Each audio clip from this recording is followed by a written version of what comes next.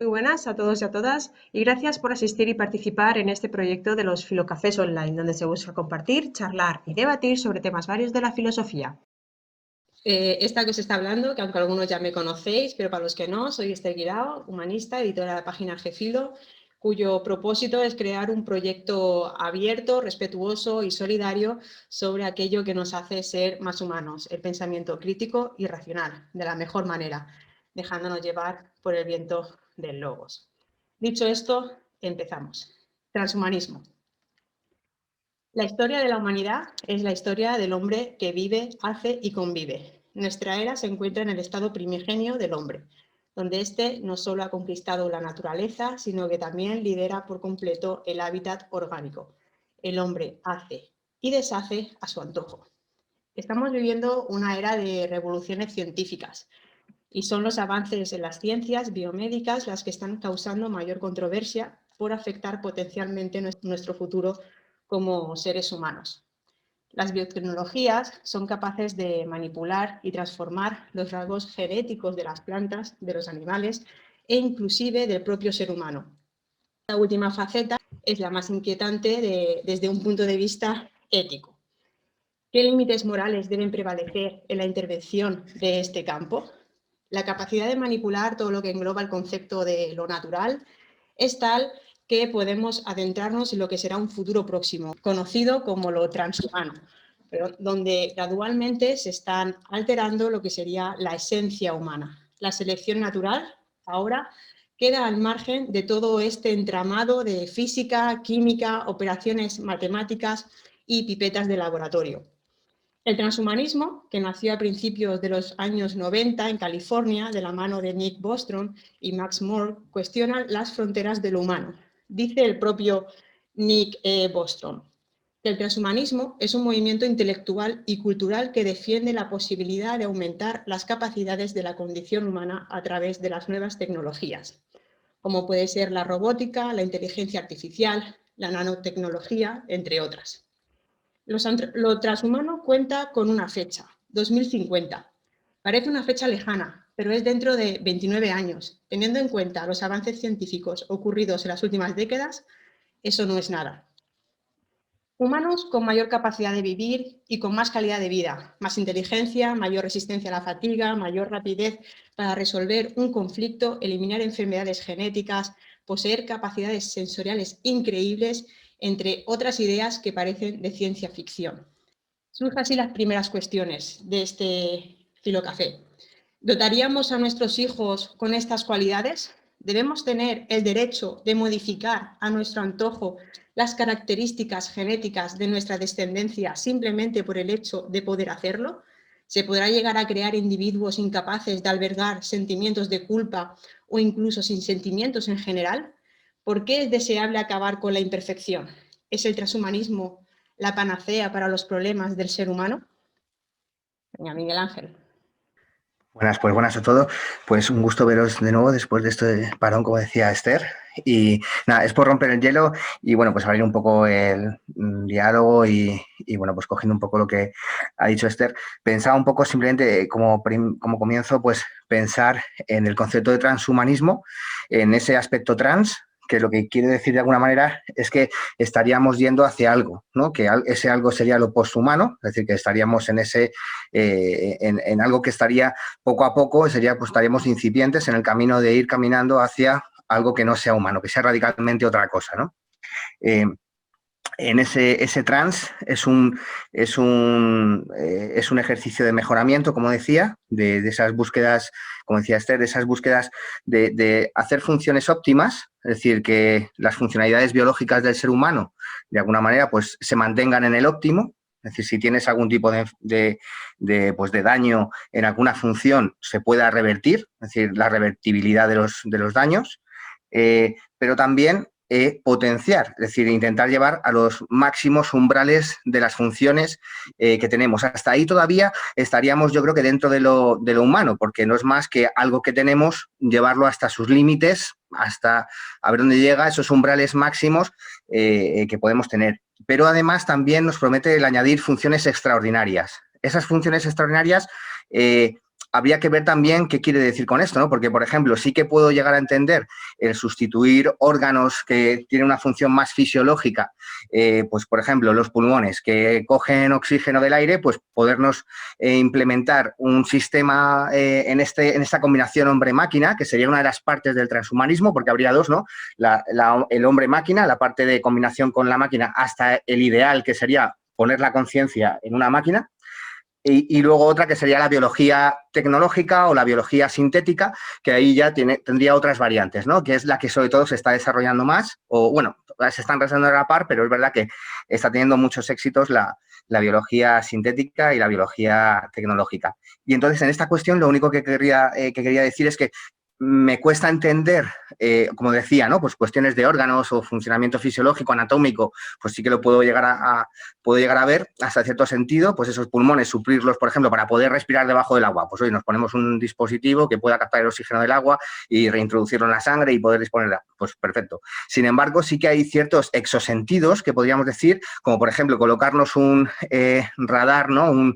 Como a modo de murciélago, una especie de ecolocalizador. Sin embargo, no sé hasta qué punto las funciones cognitivas del cerebro tendríamos, y si se pudiesen, no sé tampoco si el lenguaje podría. Es decir, que tendríamos información de un sentido que nos llegaría a una especie de ruido de datos que no podríamos ni cognitivamente entender, y que aunque no podríamos incluso ni comunicar ni entender, ¿no? Esto es un poco como el medium que dice tener un sentido que nadie tiene y que nadie entiende, pues que no sabemos muy bien ni siquiera si él lo entiende, o sea, no sabemos muy bien y demás. Entonces eso, por ejemplo, lo veo un límite, y es un límite humano, es decir, que el transhumanismo también veo que ahí tiene un límite humano, lo humano le pone un límite a lo transhumano, ¿no? Que es, bueno, el ser humano está hecho de una manera que no vemos cómo vas a poder cambiarlo, no sabría. Entonces, bueno, y por otro lado, simplemente terminar con esta idea del poshumano, que me parece una especie de promesa, ¿no? Que nos retorna a Prometeo para liberarnos de la caja de Pandora,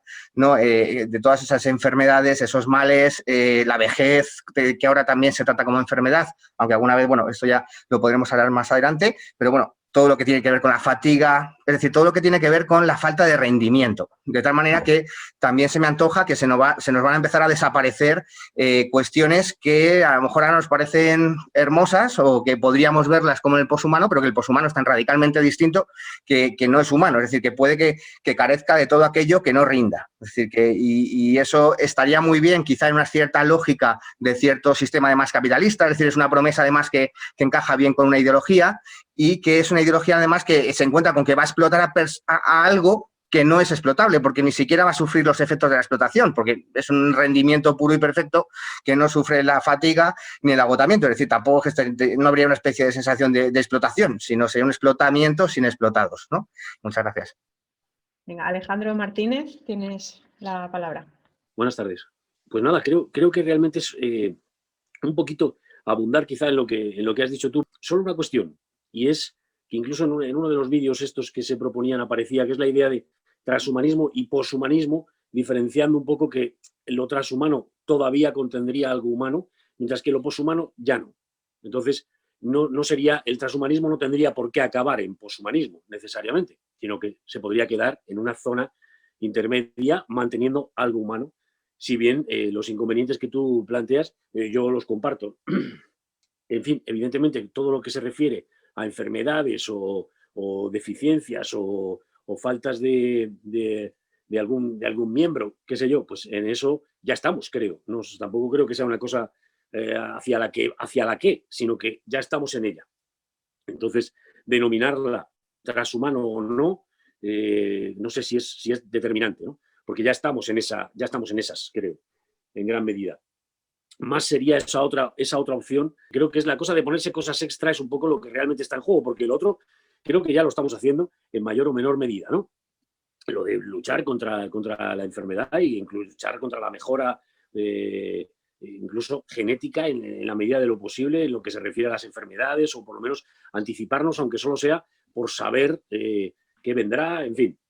La cuestión sería más lo que planteabas de introducir nuevos sentidos, lo que sería una cosa, nuevos sentidos o lo que sea, ¿no? Que efectivamente sería más complejo, porque sí, eso sí que lo veía un poco, y entiendo que Miguel Ángel estarás de acuerdo conmigo, en que lo veía un poco como colocarse enfrente de la evolución y decirle, no lo haces bien, trabajas lenta, eres torpe, tienes un montón de fallos y yo voy a solucionarlo. Lo que tiene hombre, aparte de un cierto, en fin, no sé si endiosamiento o superhombreamiento que te coloca en una posición muy delicada respecto no a ti. El problema es que cuando hablamos de esto, hablamos de algo que estás colocando para la siguiente generación. O sea, no es algo que te estás colocando para ti, sino que es algo que se pretende que sea algo que perdure, algo que se coloque ahí para la siguiente generación. Y ahí es donde viene un grandísimo problema.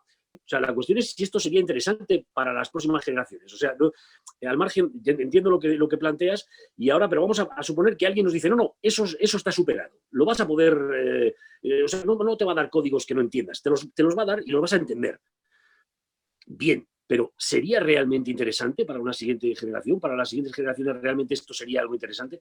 Este es el planteamiento más difícil, creo, ¿no? Es decir, si de verdad, aunque ahora mismo viéramos que efectivamente pudiera resultar interesante, o sea, cualquiera ahora mismo dice, uy, Dios mío, pues manejar muchísimos datos sería interesantísimo. Bueno, a lo mejor ahora es interesantísimo, a lo mejor dentro de 15 años hemos saltado ya la estupidez esta de los datos, bueno, no quería llamarla estupidez, o sí, pero quiero decir, saltamos ya ese rollo de los datos y pasamos a valorar otro tipo de cuestiones y, por tanto, no es interesante dentro de N años, no sé cuántos, ¿no?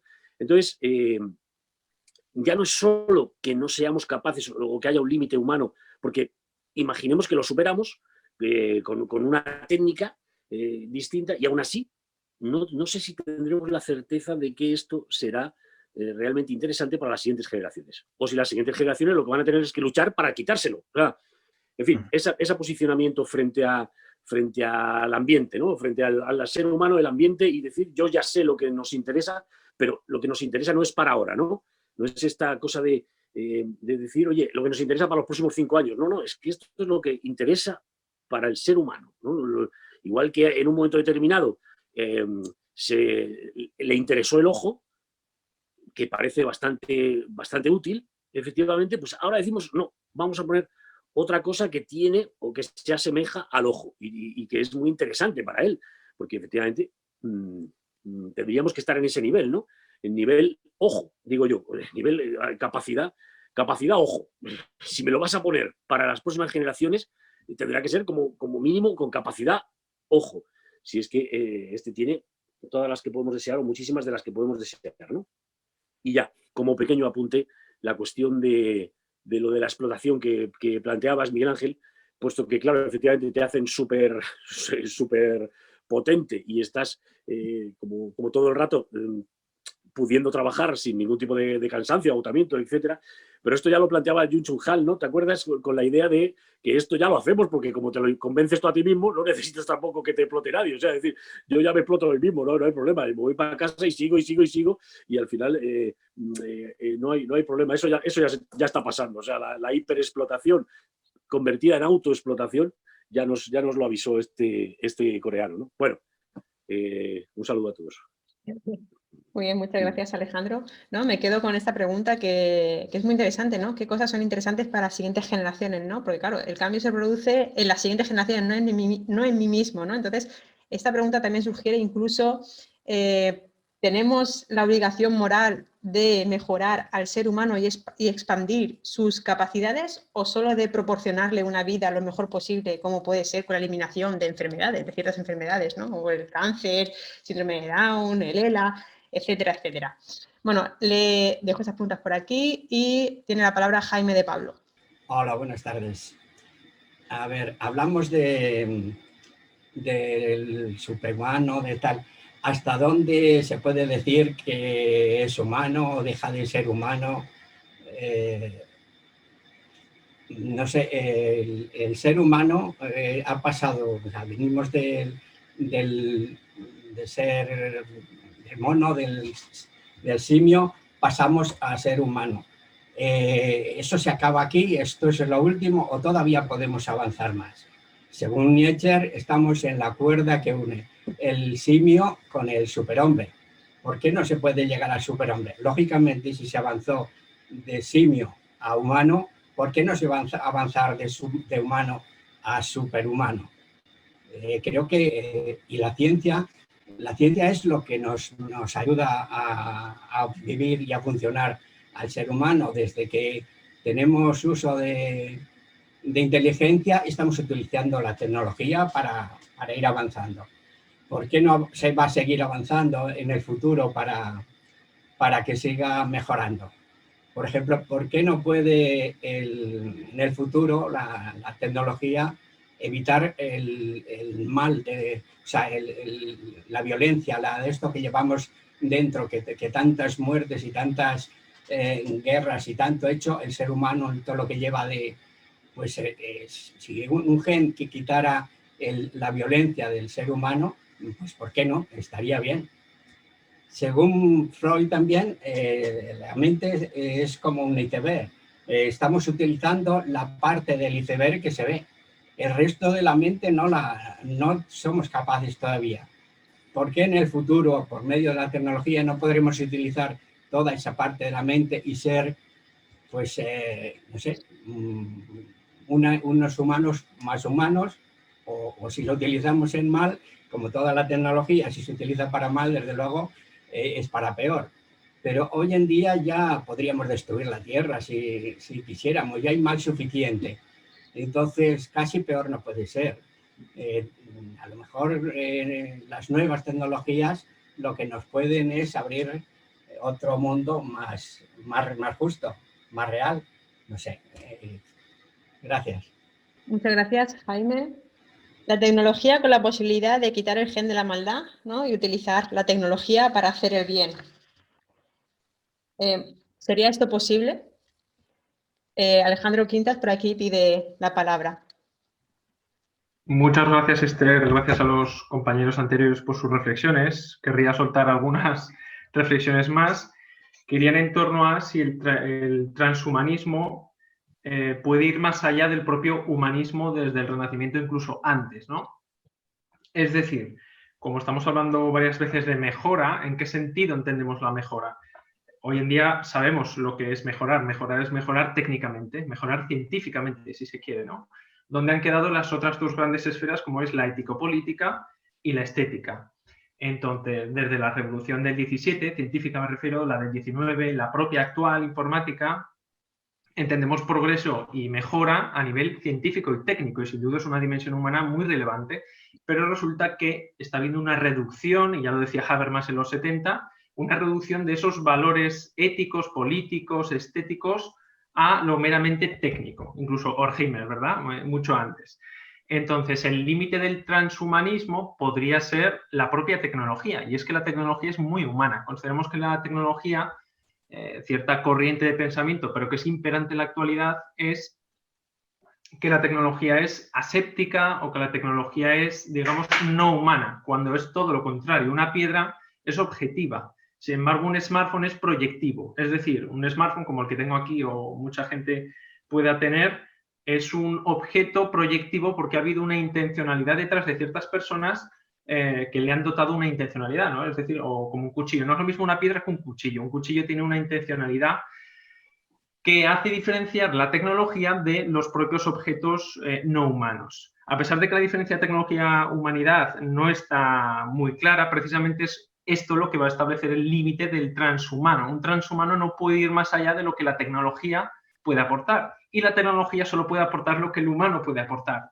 Por lo tanto, el transhumano solo puede ser proyectado por nuestra propia humanidad.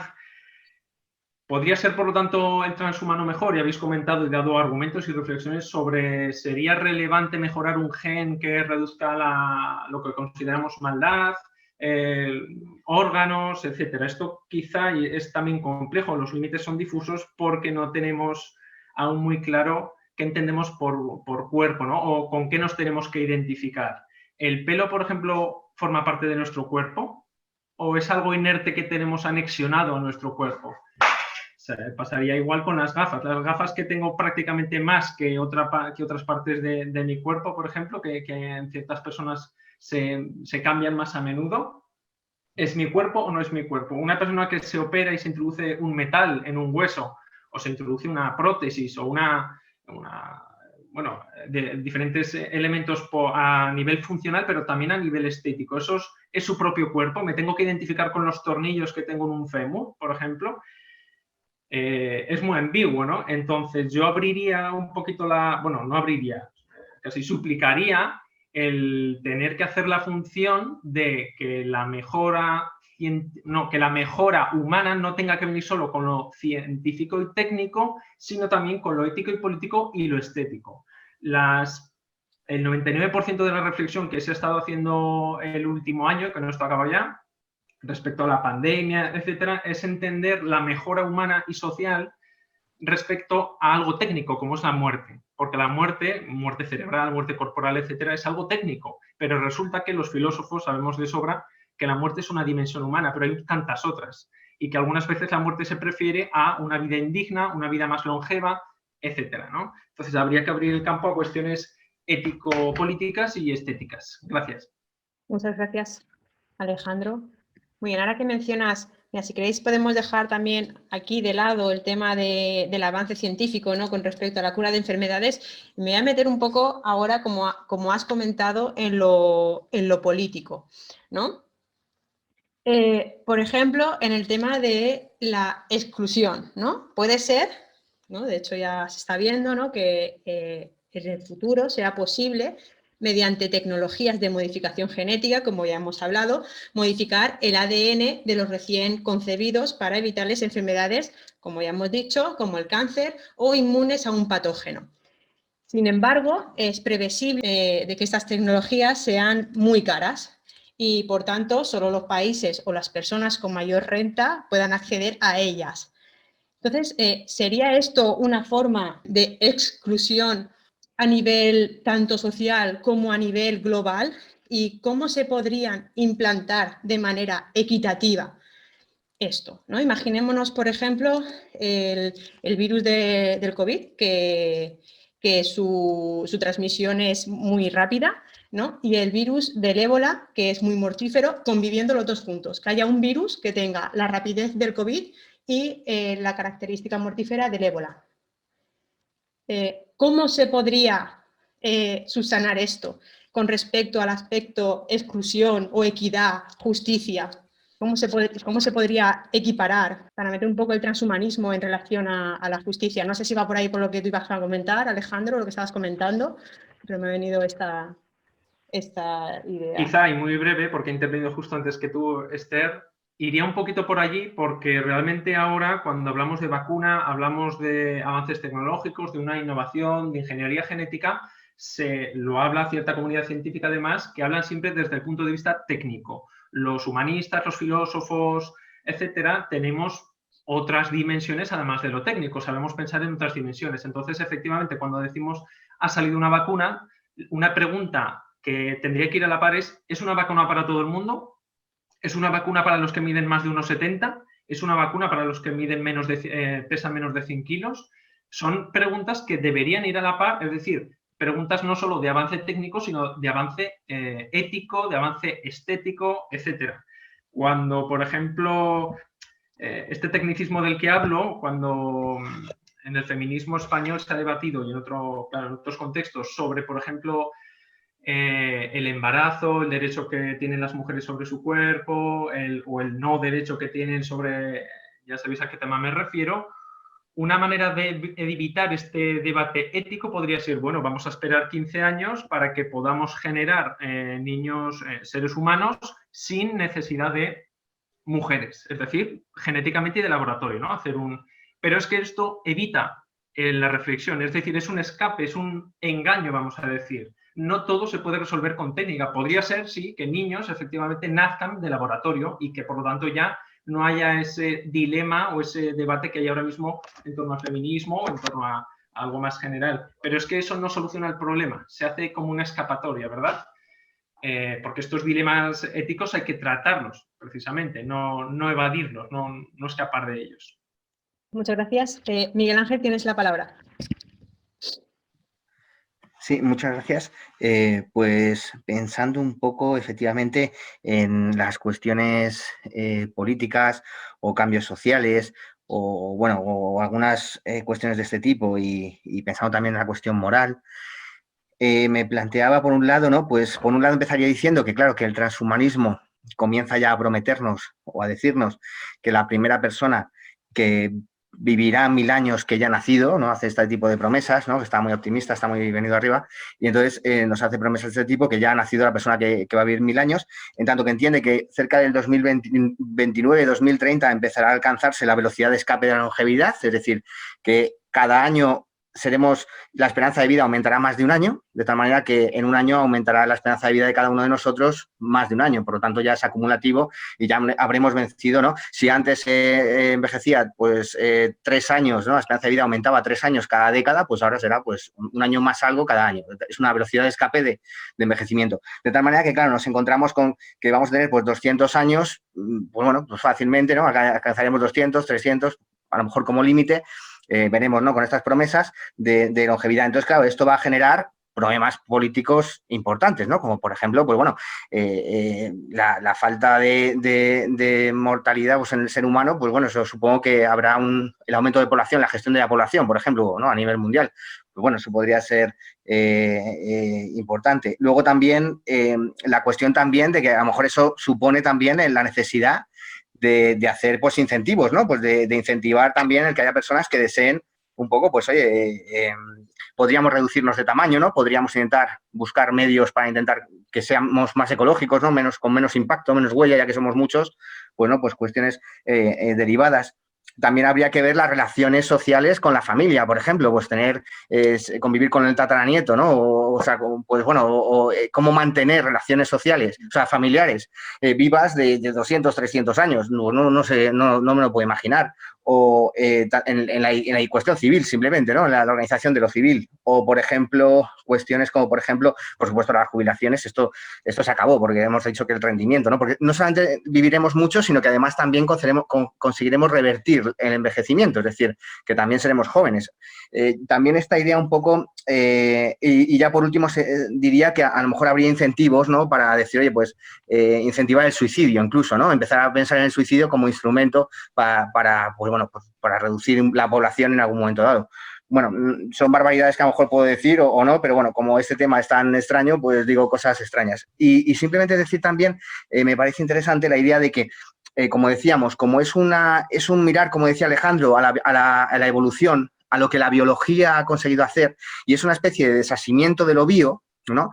Es como que queremos liberarnos de los límites de lo biológico, de la biosfera, de los límites de la biosfera, por lo tanto que también esa idea de ir haciendo un camino hacia lo que podamos ser, hacia ese poshumano que ya no tiene los límites ni siquiera terrestres, o sea, es que ya, pues bueno, puede estar ocupando el espacio, o sea, es una cosa, podríamos intentar liberarnos de estos límites, desligazón completamente de toda la esfera de lo bio, ¿no? Por eso también esta idea que empieza a surgir de diferenciar la edad cronológica de la edad biológica, ¿no? Porque, claro, como lo biológico lo estamos empezando a desligarnos de ello, ¿no? Y bueno, tenemos una edad que ya no coincide exactamente con lo biológico tal, de tal manera que ya llega el momento en que no habría edad. Como dicen, pues naceríamos ya con la edad óptima. Es decir, sintéticamente se podrían ya generar seres que pues con una edad óptima, de la manera que desaparecería el concepto de edad como tal. El cronológico continuaría, pero el concepto de edad biológica, ¿no? Esta diferencia también desaparecería. Y bueno, entonces sería un poco estas ideas. Y la última ya simplemente que diría, como cuestión política también, sería esta diferenciación, ¿no? Muy drástica entre unos seres mejorados, enriquecidos, genenriquecidos, capaces de afrontar pues, todas estas fatigas, enfermedades, y luego pues, los que no han podido acceder, ¿no? En esta desigualdad económica, en esta desigualdad de acceso a esas cuestiones, en las que pues, bueno, habría como dos especies, una especie nueva en la que convivirían, y esas relaciones entre las dos especies podrían generar serios problemas, porque una efectivamente estaría sumamente en ventaja frente a la otra, ¿no? Y sí que creo que esto, y porque podríamos un poco más pensar, bueno, pues que habría una especie de igualdad o que habría equidad en el reparto de estos nuevos dones, pero bueno, pero viendo un poco la historia y cómo se distribuyen las riquezas y cómo se distribuyen las cuestiones a lo largo de la historia, pues no parece que eso vaya a suceder. Y ya simplemente por último, la concepción moral, que también me parece muy interesante, porque si estamos afectando a cuestiones morales, como decía Jaime de Pablo, como por ejemplo lo de la violencia, el ser agresivos, cuestiones de estas, lo que estamos realmente reduciendo el campo de la moral, es decir, introduciendo en el reino de la necesidad, en las cuestiones físicas, fisiológicas, pues cuestiones bioquímicas o químicas o estructurales en las que no vas a hacer ciertas cosas que vamos a eliminar, de tal manera que ahí la moral no, por lo tanto ya va a dejar de funcionar la moral. Luego la moral, ese campo del reino de la libertad, ese poder elegir, quedaría, habría que ver, ¿no? Yo no consigo verlo, pero sí que veo que el mejoramiento moral, eso que prometen, pues no entiendo muy bien, o sea, puedo entender que lo que quieren decir es que, bueno, pues si vemos que algunas hormonas o algunas cuestiones que a lo mejor nos alteran, nos hacen más agresivos, nos hacen más, sin saber muy bien, porque claro, a lo mejor están tocando más de la cuenta, habría que ver, ¿no? Ese experimento que tú decías de el tratar genéticamente, en China, por ejemplo, hicieron 2 niñas que tenían una alteración genética para no tener SIDA, pero sin embargo tienen que estar medicadas de por vida, su esperanza de vida es mucho más corta, es decir, que pensar esa promesa de llegar a una meta sin territorio, pues es una ruta sin territorio, pues el territorio nos va a condicionar y habrá que ver esos condicionantes, ¿no? Y el territorio nos irá poniendo piedras en el camino. Entonces, respecto a la moral, como decía, veo dificultades en este sentido, porque la moral va desapareciendo, o sea, se va quedando cada vez más residual, menos donde elegir o menos donde pueda afectar ese reino de la libertad, ya que estaríamos cada vez más sometidos o más condicionados a una cuestión puramente material, ¿no? Muchas gracias. Muy bien, muchas gracias, Miguel Ángel. Tienes la palabra, Jaime. Bueno. A ver, en cuanto a la moral, como decimos, creo que a lo largo de la historia siempre se ha intentado mejorar esa moral con la cultura, con las religiones, con todos los medios se ha intentado mejorar esa moral. Y de hecho creo que se ha conseguido con el conocimiento, con la cultura, con un mejor estar. Entonces, si se sigue mejorando de otra forma más rápida, tampoco sería malo. Por supuesto, igual que ahora hay un control para donar órganos, para tal, tiene que haber un control para no abusar del tema. Pero que esto vaya mejorando, o sea, que con la tecnología, que de hecho se ha mejorado con la tecnología, hemos mejorado las condiciones de vida, hemos mejorado los conocimientos y hemos alargado la vida, que es las 3 cosas básicas en las que nos basamos. Las nuevas tecnologías pueden ir en el mismo sentido. El problema es que se utilice mal, como se ha utilizado hasta ahora muchas tecnologías. Si eliminamos el mal, la violencia de las personas, pues a lo mejor solo se utiliza en el bien. Vale, pues gracias, Jaime. Tiene la palabra Alejandro Martínez.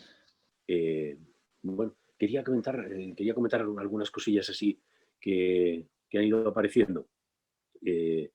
Relacionándolas quizás también porque había una cosa, Jaime, que comentabas y que luego Alejandro comentó también, aunque parecía que no directamente, pero sí directamente, o creo que sí tiene una relación muy directa, porque claro, la cuestión del mejoramiento que planteaba Alejandro, digamos que es clave. Mejoramiento, habrá que definir exactamente a qué nos estamos refiriendo. Y eso es algo que es casi incontrovertible. Es decir, eso no se puede discutir. O sea, si alguien habla de mejoramiento, tendremos que tener un consenso respecto de lo que es ese mejoramiento.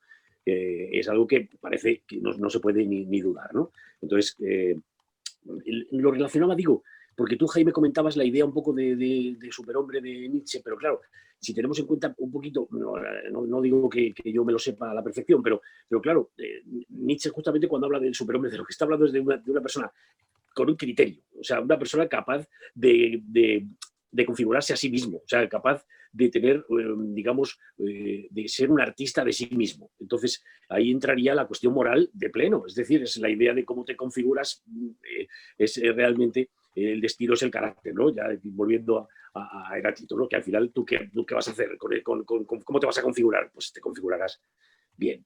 En fin, que por eso la idea esta de superhombre no está directamente relacionada con una serie de cualidades o de posibilidades que nos pueda ofrecer la técnica. Y aquí es donde quería también, Alejandro, comentar un poco la idea esta que a veces pasa de decir, o sea, hay que diferenciar muy exhaustiva y muy claramente técnica de ciencia, ¿verdad? Porque parece que es una trampa en la que nos van haciendo caer casi de manera, no sé si deliberada, pero el caso es que vamos cayendo un poco en la trampa de que ciencia y técnica son la misma cosa. Y claro, son cosas diferentes. Esto es muy importante, ¿verdad?, diferenciarlo, porque si no, al final resulta que, claro, en nombre de la técnica se hacen un porrón de cosas que haríamos si fuera en nombre de la ciencia, efectivamente, pero no en nombre de la técnica. Y bueno, esto es lo que quería, una de las cosas que quería comentar, y otra, lo que se comentaba de la brecha, que parece también otra cosa incuestionable. O sea, y me parece que es un tema que incluso hay que dejar al margen de esta conversación, Esther, si te parece, porque es que si entramos en esa parte, casi ya nos podríamos salir del tema transhumanismo, porque brecha va a haber, esto es indiscutible. Cada vez que sucede una cosa que puede suponer alguna mejora para alguien o para algún grupo, hay brecha. O sea, esto lo conocemos en la historia de la humanidad casi indiscutiblemente, ¿no? O sea, se va a producir una brecha indiscutiblemente. O sea, va a haber gente que va a acceder antes a las cosas, que va a acceder mejor, en mejores condiciones, con mejor calidad, en fin. Esto parece que es absolutamente indiscutible. Y la brecha, incluso, en este caso, puede parecer más grande que otras. Pero bueno, tenemos una brecha tecnológica claramente implantada, y esta está muy directamente relacionada. O sea, que parece que es totalmente indiscutible. Y hay otra cosa, una última, que es, Miguel Ángel, la idea está un poco de, al final, ¿qué pasaría con la moral? ¿Estaríamos hablando de una mejora moral o de un fin de la moral porque ya no es necesaria? Y es que hay una idea por el fondo del transhumanismo, quizás, o me ha parecido entender, que es una idea un poco de que ya lo sabemos todo. Es decir, que ya tenemos todos los conocimientos suficientes como para diseñar ese ser humano que fuera un ideal. O sea, alguien tiene por ahí un ideal del ser humano. Mientras que otros estamos todavía muy lejos de creer que hayamos llegado a ese ideal, ¿no? Y mucho más teniendo en cuenta la imposibilidad casi material de llegar a ese ideal, en tanto que el ser humano está en relación. Y lo que nos interesa realmente son las relaciones, cómo manejarlas, ¿no? Por ejemplo, Alejandro, yo digo, vamos a meter dentro del mejoramiento las relaciones humanas. A ver, ¿dónde se mejoran las relaciones humanas? ¿Cómo se mejoran, no? Es decir, no la posibilidad de conectarnos unos con otros, no, mejorar la relación humana. O sea, esta sería una idea, ¿no? Una posibilidad. Entonces, parece que dentro de un poco de esta tesis, de estas tesis de los humanistas, parece que ya sabemos todo, sabemos cómo es la moral, y por tanto, en cuanto introduzcamos mejoras, porque Jaime, claro, efectivamente, abandonar o quitar la idea de una cierta maldad puede ser intuitivamente atractivo, es decir, vale, sí, acabemos con los seres humanos que son capaces de asesinar sin ton ni son, y en fin, sí, parece una idea atractiva, ¿no? Pero la cuestión es que eso no es más que el principio de ir acabando con aquellas cosas que son malas y que efectivamente acaban con la moral y nos convierten en otra cosa distinta. Ahí ya habría que ver también si realmente seguimos en lo transhumano o pasamos ya a lo poshumano, ¿no? Entonces, yo digo, Miguel Ángel, sí me gustaba un poco la idea esta del fondo de, ya es el final, aquel final de la historia, ¿no?, que nos decía, ¿quién era? Fukuyama, ¿no? ¿Quién era yo? Pues, bueno, el final de la historia, que es el final ya del ser humano, se acabó, ya se lo sabe todo, o sea, ya se lo sabe todo el tío, ¿no? Lo sabemos todo y, por tanto, diseñamos el ser humano tal como hay que hacerlo. Y eso es verdaderamente delicado, creo. Bueno, en fin, gracias. Continuamos. Tiene la palabra Raúl. Muy buenas a todos. Muy interesante lo que habéis dicho, y bueno, he tardado un poquito en conectarme porque tengo internet rural, pero os he podido escuchar algunas cosas. Quisiera reaccionar a una intervención de Jaime de Pablo que comentaba, por ejemplo, como algo deseable que se eliminara la violencia. Yo no digo que sea indeseable, pero yo me pregunto si la violencia ha sido seleccionada biológicamente hasta nosotros, si hemos llegado a este punto de nuestra evolución con la violencia, ¿cómo sabemos cuáles son las últimas consecuencias de eliminarla? O sea, si la selección natural, digamos, ha llegado hasta el día de hoy con los humanos teniendo una cierta capacidad de violencia o de agresividad, si elimináramos eso, si tocáramos eso, ¿cuáles son las últimas? O sea, quizás decidiríamos que sabemos suficiente sobre el mundo, o quizá decidiríamos que no merece la pena discutir sobre algo, aunque sea mentira. No sé, me pregunto, así dicho así un poco a lo loco, pero quiero decir que no estoy seguro que un rasgo indeseable sea indeseable en todas sus consecuencias. Evidentemente, si tú ves a alguien golpeando a otra persona, te va a parecer completamente indeseable y digno de erradicar, pero en sí la violencia como abstracción o como comportamiento humano, que tiene muchas caras, que puede incluir desde el deporte hasta la vida académica, cómo eliminamos la violencia sin saber cuáles repercusiones tiene eso. Pero bueno, era solamente un pequeño apunte y no quiero tampoco ser agresivo con eso, pero que me resulta un poco difícil de evaluar. Otra cosa que me parecía digna de llamar la atención es que, siguiendo así a Antonio Dieguez, que es este especialista, bueno, es filósofo de la ciencia, él decía que la gran mayoría, o por lo menos las más llamativas de las promesas de la filosofía de la ciencia, a día de hoy son ciencia ficción. No obstante, aunque todavía estamos muy lejos de poder llegar a ellas, es una buena forma, nos puede servir como llamada de atención sobre qué está ocurriendo cuando se incluyen tecnologías o cuando la ciencia se une a la técnica y se hacen unas tecnologías que parece que son inevitables, que son ineluctables, que vamos a tener que vivir con ellas, y qué pasa cuando se instalan en la sociedad, qué repercusiones tienen. Entonces, claro, sí que nos pueden servir a nivel ético-político, aunque incluso estuviéramos muy lejos de crear al primer humano que pueda vivir un milenio, el empezar a pensar en qué criterios tenemos como sociedad para elegir que eso ocurra o no ocurra. Y creo que eso sí es importante. Y ahí yo tiendo a pensar que unos criterios como los que se han, digamos, elaborado a nivel político para que haya contrapoderes políticos, como por ejemplo la separación de poderes en las democracias liberales, me parece que es como ese modelo podría servir para, por ejemplo, decidir qué tipo de innovaciones tecnológicas pueden ser deseables para una sociedad sin que sea simplemente el hecho de que alguien incluya una patente en un registro mercantil y a partir del día siguiente se pueda comercializar y a partir del día siguiente esa tecnología entra en nuestra vida, lo elijamos o no. Entonces sí que estaría bien que seamos capaces de elegir a medio plazo alguna forma de decidir qué y cómo entra en nuestras vidas a nivel tecnológico, porque pensar que cualquier tecnología que se inventa va a entrar es peligroso, creo yo.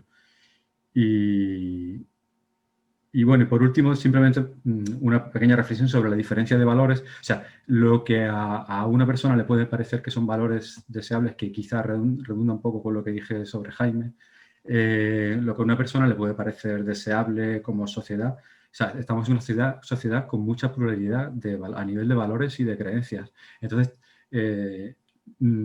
¿qué sería el objetivo un poco... ¿Qué podría ser deseable como humanidad? No lo tengo claro que podamos estar de acuerdo así de entrada. Y con esto me despido por ahora. Bien, muchas gracias, Raúl. Tienes la palabra, Débora. Hola a todos y gracias por sus intervenciones, porque a partir de eso me surgieron varias preguntas y estuve buscando un texto, una cita que quizás pueden iluminar un poco. Las preguntas que surgieron: ¿qué es lo propiamente humano? ¿Qué significa ser más humanos? Que salió acá en el debate. Respecto a si existe un gen del mal, porque hablar de un gen del mal implica un reduccionismo a la gran pregunta de quién es el hombre, porque si hablamos de justicia, si hablamos de amor, si hablamos de libertad, hay espiritualidad, intangibilidad. Entonces, hablar de que por medio de una revolución genética se puede modificar estos conceptos que son abstractos, que son inmateriales, entonces vuelvo a la pregunta de quién es el hombre. ¿Qué pasa con la libertad? ¿El hombre o nosotros somos nuestro cuerpo? Hay una ética universal porque se habla de modificar este supuesto gen del mal, lo que reduciría al hombre a su materialidad. Por tanto, establecemos que hay una ética universal a la que todos podemos aspirar, por tanto habría una naturaleza humana común a todos, y Aristóteles habla de que la naturaleza es fin, y el ejemplo clásico es de que la naturaleza del manzano, de la semilla del manzano, es convertirse en un manzano y que dé manzanas, y no que el manzano se convierta en un peral. Entonces hay una naturaleza humana, nosotros tendemos a una finalidad, y el texto que lo busqué, lo encontré, dice, el título es Cerebro y conducta humana. Cabe preguntarse si la vida humana responde en su totalidad al esquema bioquímico causa-efecto. Sin duda, este esquema puede explicar procesos como el sueño, el cansancio, el crecimiento y otros muchos, pero ¿sería suficiente una explicación similar para la conducta del hombre que tiene que ver con la moralidad? ¿Fueron las neuronas de Einstein las que decidieron estudiar física y proponer la teoría de la relatividad? ¿Pintaron las neuronas de Miguel Ángel la Capilla Sixtina? En caso afirmativo, admiraremos los procesos bioquímicos de sus cerebros, pero no reconoceremos ningún tipo de genialidad a sus propietarios. Y si la conducta de Hitler fue exclusiva consecuencia de su química neuronal, los judíos no tienen motivos para odiarle. ¿O es que hay motivos para odiar a unas neuronas? ¿Se concede el Nobel a un hombre con méritos o a sus meritorias neuronas? ¿Están llenas las cárceles de neuronas asesinas y ladronas? ¿Pueden las neuronas ser justas, ignorantes, valientes, tímidas o peligrosas? Debemos admirar la genialidad pictórica de las sinapsis velasqueñas, la maestría literaria de los axones de Shakespeare y la sensibilidad exquisita de las dendritas de Garcilaso. Si las neuronas mueven totalmente al hombre, el hombre es entonces títere de su cerebro. Eso es. Gracias. Bueno, saludos desde México, del otro lado del mundo. A lo que comenta Débora, creo que si no me equivoco, se llamaba, o algo había leído sobre la falacia mereológica. El atribuir como la generalidad del ser de algo a una sola de sus partes. Como esto de que quién pintó la Capilla Sixtina, si fue Miguel Ángel o su mente. ¿Cómo se podría decir de, por ejemplo, un águila? El águila no es el que vuela, sino sus alas. Entonces creo que ahí necesitaría más análisis, pero siento que en realidad somos como un conjunto, ¿no? Entonces no es como que si yo mato a alguien no lo hizo mi mente, sino mi brazo o algo así. Podríamos llevarlo a muchas partes del cuerpo o de la mente. Y siento que en cuestión de transhumanismo se haría una polarización tanto económica como social, porque en Latinoamérica la religión es algo bastante que define mucho hacia dónde se va a ir la sociedad. Ya no tanto como en Europa, que son un poco más críticos, que las creencias se pueden dejar un poco al lado para ser más objetivos. Aquí no es así. Entonces, hay dos cosas que me preocupan en cuestión de transhumanismo, que sería un tipo de discriminación entre los que tienen ciertas habilidades o exponenciadas o mayores habilidades gracias a este transhumanismo. Y sea esta razón de que no tienen estas habilidades tanto económicas como por creencias, que por ejemplo aquí en México se me viene a la mente que si llegara toda la tecnología transhumanista, la mayoría no se aplicaría a estos tratamientos por la mera religión. Y eso no sé si desencadenaría que algún país avanzado, digamos Francia, empiece a tener intenciones de someter a países que no tienen tan desarrollada esta tecnología o que simplemente no quieren aplicarla. Ahorita con el contexto en el que estamos del coronavirus, hay que ver, por ejemplo, la vacuna que se está haciendo de ARN mensajero, que se me hace pues ya algo tipo transhumanista, ¿no? Al final de cuentas están haciendo tecnología para ayudar con genomas, con ARN mensajero, ayudar a nuestro sistema inmunológico. Y regresando también al tema del mejoramiento, ¿qué sería mejorar? Yo siento que se vería un aumento de capacidades, el aumentar la capacidad humana, pero esta de una forma objetiva. Y al ser objetiva, el aumentar las capacidades también aumenta la capacidad subjetiva, por así decirlo, de hacer el bien o hacer el mal. Por lo tanto, sería algo muy difícil aumentar las capacidades, solo las buenas, por así decirlo, y hacerlo sin aumentar las malas. Pero creo que eso sería lo único que agregaría por el momento. Gracias. En torno a qué es mejorar, a mí no me, ya se ha mencionado, ¿no? Pero a mí me ronda todo el rato por la cabeza qué es lo mejor y para quién es lo mejor, ¿no? Que ya se ha hecho mención. Con lo que ha comentado Débora de qué es lo propiamente humano, me gustaría hacer mención a Francis Fukuyama, que es un politólogo estadounidense de origen japonés y bioconservador, que expone en su obra El fin de la historia y el último hombre los resortes de la nueva era, ¿no? Donde la ciencia y con ello la biotecnología no ha encontrado sus límites. Y el hombre se muestra como dueño y señor de su propia configuración genética, configurando el fin del hombre conocido como tal, la selección natural y la ley de la evolución de las especies, ¿no? Fukuyama sostiene que, una cita que compartí por Twitter, creo que fue, que el miedo más profundo que las personas manifiestan a propósito de la biotecnología es que nos lleve a perder nuestra humanidad, es decir, esa cualidad esencial que siempre ha sustentado nuestro concepto de quiénes somos y hacia dónde vamos. Entonces, si no sabemos qué es el hombre o qué es lo propiamente humano, ¿cómo podemos hablar de la eliminación de la dignidad del hombre? ¿Qué es la dignidad del hombre? O incluso cómo el transhumanismo, ¿no? Cómo el transhumanismo puede superar al humano si no sabemos lo que es el hombre. Dejo por aquí esto último. Miguel Ángel, tienes la palabra.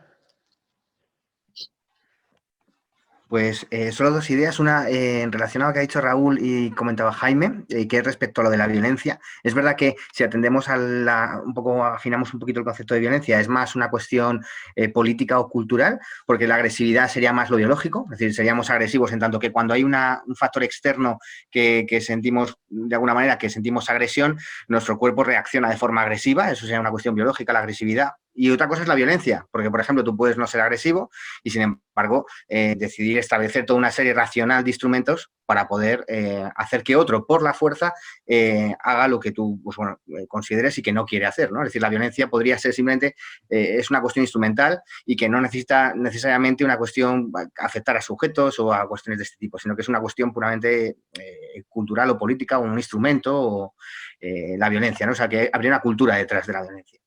Como medio legítimo para conseguir un fin. Y por otro lado, quería hablar de precisamente quizá esto de que dices también de la dignidad, que estaba relacionada quizá con la moral también, porque si no somos sujetos morales y si somos sujetos de la necesidad, pues nuestra dignidad pues no sé a qué se diferenciaría del resto de las cosas. Y simplemente decir que en ese mundo que antes se mostraba de la longevidad y la inmortalidad, en la que, bueno, pues tu yo de ahora nada tiene que ver con tu yo de hace 250 años, pues no sé, llega un momento en que a lo mejor pues hay una cierta sensación de que tu yo pues te importa un poco, o sea, te importa poco, o sea, empiezas a ver como una especie de sensación o de desasimiento del yo, ¿no? Que realmente el yo poco importa en una vida tan longeva en la que pues no sé hasta qué punto empiezas a importar, ¿no? empiezas a desvincularte de tu yo incluso pasado, ¿no? Todavía en una edad que tenemos, con la memoria que tenemos, que podemos recordar por nuestra infancia ciertos periodos, ¿no? Pues bueno, pues podemos crear una línea continua de nuestra identidad o de lo que somos, no sé, en franjas de este tipo de tiempo, ¿no? Yo qué sé, 300, 400 años, pues no sé lo que pueda importarnos, incluso, por ejemplo, pues la realización personal, ¿no? Estas ideas, incluso la realización de la identidad, pues bueno, son estas cosas que, bueno, pues comenzarían quizá pues, a deshacerse, el yo empezaría quizá a deshacerse y quizá importe más lo colectivo y queramos asociarnos a cuestiones colectivas y disolvernos en cuestiones colectivas como algo más complejo, ¿no? Organismos más complejos, ¿no? En los que yo, la individualidad, pues no tenga tanto importancia y por lo tanto, pues a lo mejor la dignidad humana de cada cual, que sería importante porque sería cada uno un sujeto moral digno de ser tratado como fin, pues ahí pues de alguna manera pues se diluiría, ¿no? Bueno, es una idea. Muchas gracias. Muchas gracias, Miguel Ángel. Tienes la palabra Francisco Ramiro. Tiene la palabra. En primer lugar, querría agradecer las diversas intervenciones porque siempre es muy ilustrativo escuchar esta diversidad de opiniones. También a mí me parece, escuchando a Sabulescu, que se ha empeñado especialmente en el tema de la mejora moral, a mí me daba un poco de miedo, tengo que reconocer. De miedo en el sentido de que todos los ejemplos que ponía de cómo podríamos ir caminando hacia la mejora moral, en concreto el tema de la violencia, eran ejemplos en los que se actuaba, vamos a decir de una forma simple, drogando a las personas, es decir, impidiéndoles determinados comportamientos que ciertamente son agresivos y que se dan en algunas personas. Claro que hay personas que por determinados funcionamiento neurológico, por falta de determinadas hormonas o por genética en algunos casos también, pues tiene un comportamiento anormalmente violento. Digo que me da un poco de miedo porque me parece que la paz o la violencia o el bien o el mal van muy unidos a la libertad. Y estos planteamientos de mejora de la moral, el miedo que me daban es que son planteamientos en los que claramente se disminuye la libertad, la capacidad de elegir, la capacidad de pensar, la capacidad de proponerse el hombre unos comportamientos u otros, ¿no? Bien, por eso a mí me parece el transhumanismo que vaya en esa línea de la mejora moral del individuo tiene poco futuro. Otra cosa es que tenga, no el transhumanismo, sino el desarrollo de la ciencia y posteriormente el de la técnica, y me gustaría que efectivamente se tratase más el tema del uso de la técnica o de los desarrollos técnicos, los usos éticos o no éticos de la técnica, que son cosas distintas, puedan favorecer una mejora en la calidad de vida. Por otra parte, también, sobre todo, Alejandro, me parece que ha hablado del tema político y el tema de la justicia, y estos temas no son baladís respecto a la utilización de los desarrollos técnico-médicos o biomédicos para actuar sobre la persona humana. Si estamos, me parece a mí, estamos conscientes de que hay unas grandes presiones de determinados personajes o de determinados grupos que actúan manipulando a grandes núcleos de población para obtener sus intereses, pues me parece que sería bastante peligroso si no se hiciese un hincapié mucho más fuerte en el tema ético de la utilización de estos recursos genéticos. Vamos, genéticos o cualquier tipo de técnicas biosanitarias. Y por último, querría decir, respecto a lo que ha comentado al final Esther o de alguna forma también Alejandro, bueno, es cierto que me parece que el ser humano es un gran misterio, o sea, voy a citar a San Juan de la Cruz, que hablaba, ¿no? Es como una gran mina que siempre se le pueden descubrir nuevos tesoros, siempre se puede profundizar un poco más, ¿no? Pero, hombre, algunas cosas sí que sabemos sobre lo que son comportamientos indignos. O sea, y cualquiera de nosotros saltaría ante determinadas formas de actuar que claramente atentan contra la dignidad del ser humano. Igualmente, respecto al cuerpo, pues efectivamente se pueden decir algunas cosas, pero yo, Alejandro, creo que mis gafas no es mi cuerpo, aunque las utilice. Bien, esto me parece de todas formas es un tema un poco menor, ¿no? Me importa más el tema del o sea, que estamos creciendo, se está desarrollando las técnicas biosanitarias, de acuerdo.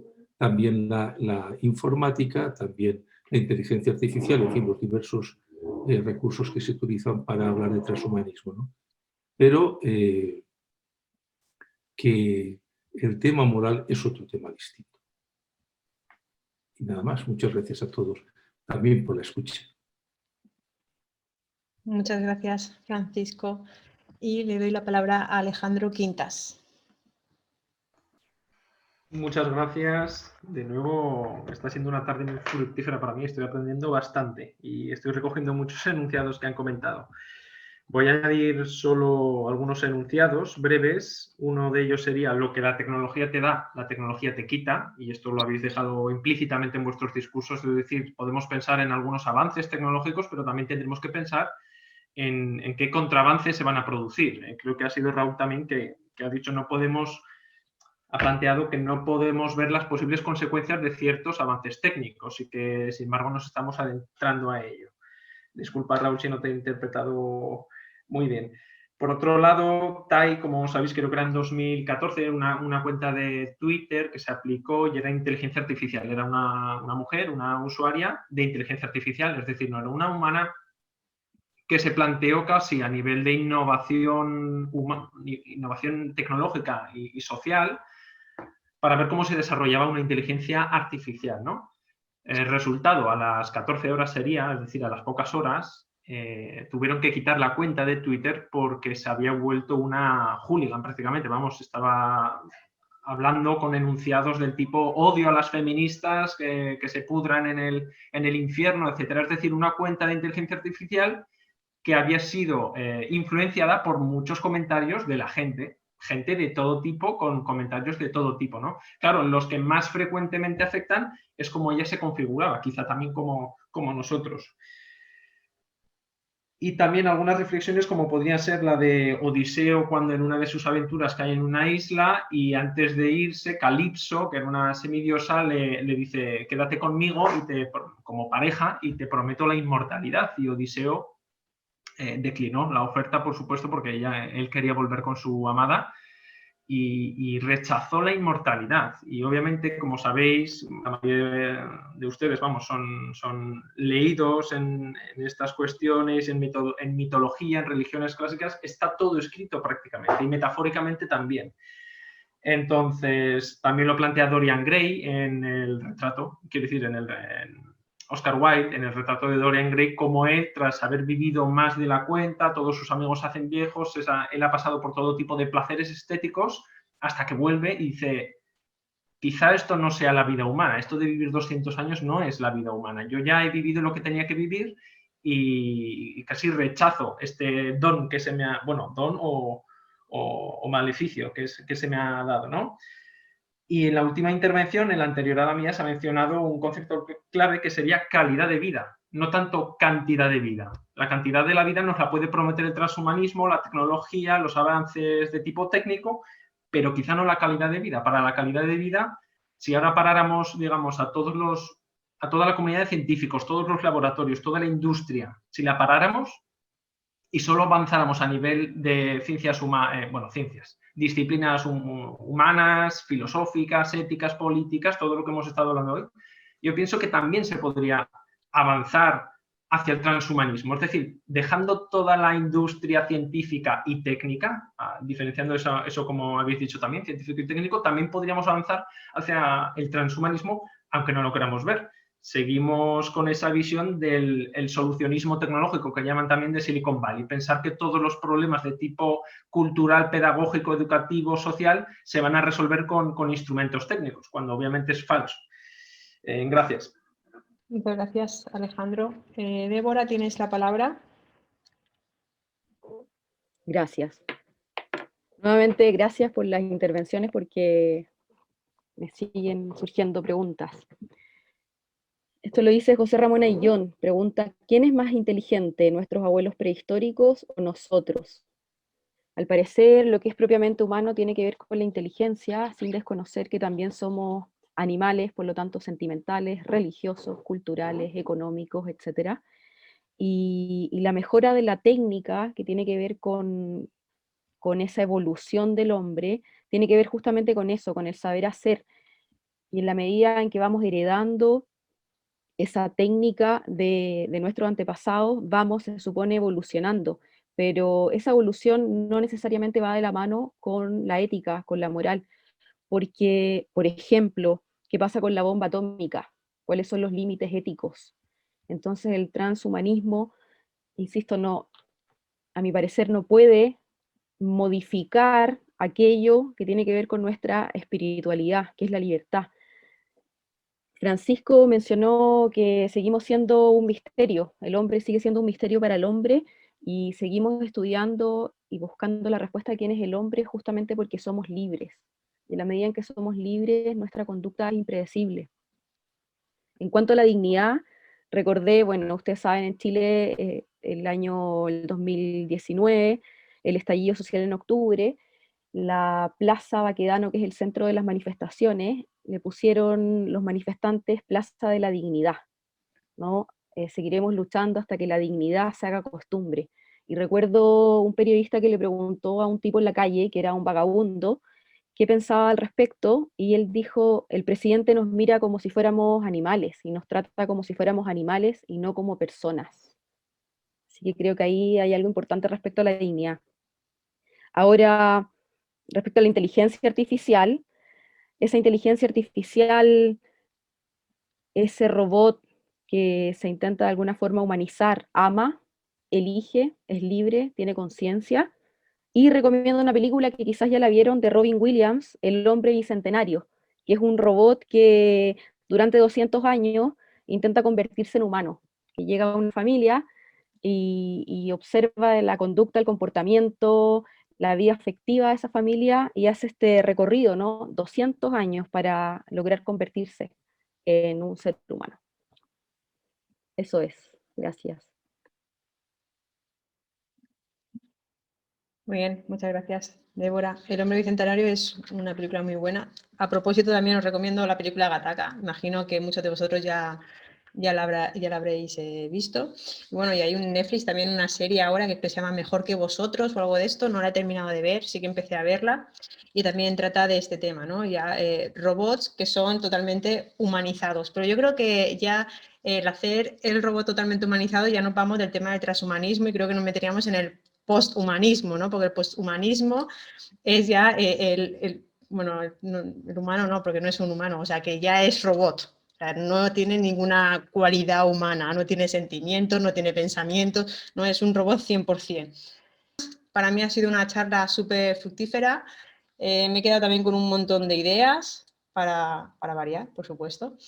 Bueno, vamos a dar por finalizado, por lo tanto, este interesante, utópico, distópico o no tanto filocafé, en el que cabe concluir que la revolución de las biotecnologías, ¿no?, están aquí y ya se pueden atisbar algunas de las consecuencias económicas, ecológicas y morales. Por lo tanto, es necesaria una reflexión humanista en este mundo del desarrollo científico-tecnológico. Una teoría ética racional, como bien habéis comentado o como bien ha comentado Francisco Ramiro, la necesidad de esa ética racional que pueda emitirse en la sociedad actual a nivel global, cuyo paradigma ha abierto nuevos caminos en las distintas disciplinas y posturas éticas de las ciencias humanas y sociales. Si no, el futuro será como ese Prometeo que había comentado Miguel Ángel al principio, que robó el fuego a los dioses del Olimpo y acabó eternamente torturado y la humanidad padeciendo los males de la caja de Pandora. Dicho esto, espero que hayáis disfrutado tanto como lo he hecho yo, sin lugar a dudas. Siempre nos queda algo que tocar, pero ese algo es lo que hace que sean más posibles más cafés. Al fin y al cabo, la filosofía no entiende de cosas finitas o acabadas. Hasta el próximo y dejémonos llevar por el viento del logos. Muchas gracias.